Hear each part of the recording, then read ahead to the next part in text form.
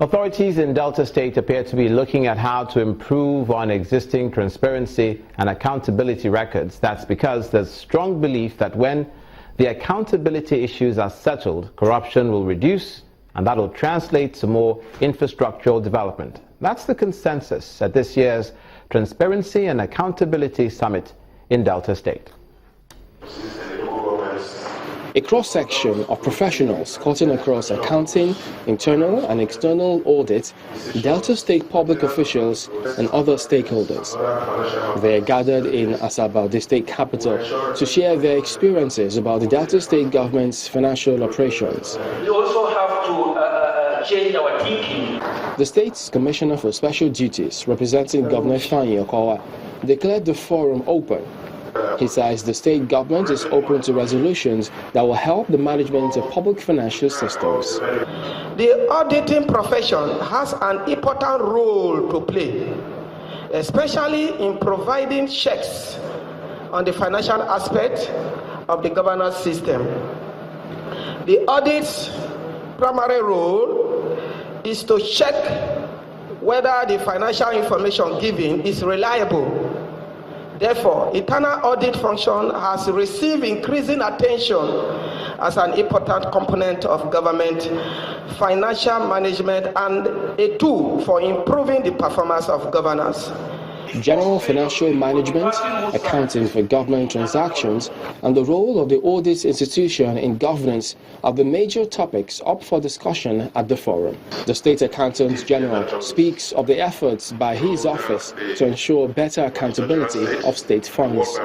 We also have done a lot of work in investigation and enforcement of the rules and circulars, financial regulations, and so on. By one, investigating and prosecuting offenders with emphasis on recovery of diverted revenues. Given an insight on the reasons for leakages in the state's finances, the Delta State Auditor General acknowledges that though corruption is one of the factors causing the problem, there are many more indices to be considered. Once the internal control mechanism of an organization is weak, then leakages can occur. What we can do is one of the reasons that we convene this audit forum, so that we can talk to ourselves and do our jobs better, such that those leakages will be minimized. Participants hope to end deliberations here better informed about the business of governance, especially where the administration of Delta State is concerned. The Kwara State Task Force on Vehicle Particulars have threatened to impound any vehicle, including that belonging to state governments, found not to have particulars, and charge them according to law. The task force, which includes police, the Federal Road Safety Corps, vehicle inspection officers and staff of the Kwara State Internal Revenue Service, also inspected the vehicle convoys of the state governor to ensure that his vehicle particulars are up to date. The task force on vehicle particulars, led by the head of the Kwara State Internal Revenue Service, Dr. Mutala Awudu. The Kwara State Task Force on Vehicle Particulars, which include the police, Federal Road Safety Corps, vehicle inspection officers and the State Internal Revenue Service, are all out on the streets, checking to see if vehicles are properly documented. It was a random check, but it seems most of the motorists were prepared. After some minutes on the road, the task force went straight into the government house, requesting to check the particulars of vehicles in the governor's convoy. Though surprised at the unscheduled visit, the chief of staff to the governor called for updated vehicle particulars. His Excellency ensures that particulars of his vehicles are duly registered, renewed, as at when due. I think everybody should please comply.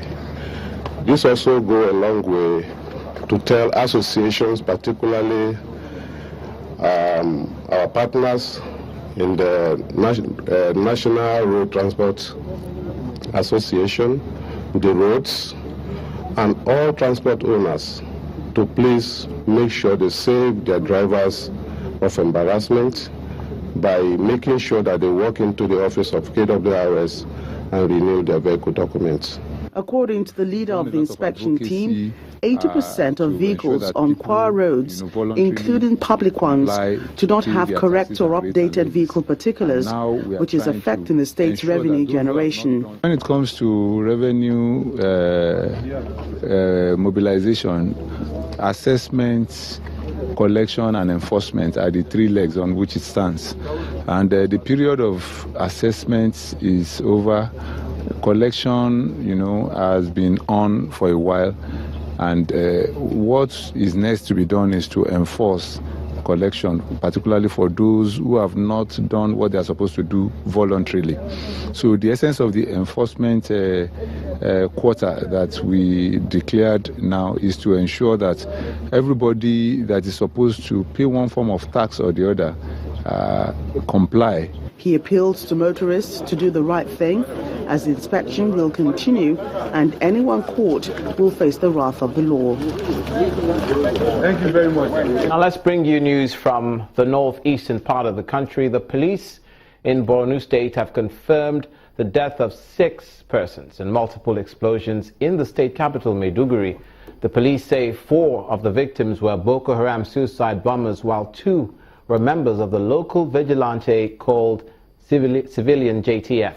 The 6 were killed in the morning blast that occurred in different locations in Maiduguri, hours after 2 suicide bombers detonated their explosives, killing themselves at a security checkpost near a federal high court complex in Jidari Polo, a suburb of Maiduguri. 2 more explosions were heard from the eastern flank of the city. The Borno State Commissioner of Police, Damian Chukwu, confirms to journalists that at a press briefing that a suicide bomber tried to enter Muna Garage, a usually crowded bus station, but later detonated the explosive at the gate, killing himself. In the third blast, which took place a few meters away near the city's entrance gate, where security personnel mounted a checkpost, 2 operatives of the civilian JTF were killed alongside the suicide bomber. And that brings this edition of News Across Nigeria to a close, where we tell you what's happening across the country now. I'm Olumide Macaulay. Many thanks for watching from all of us here, and have a great weekend.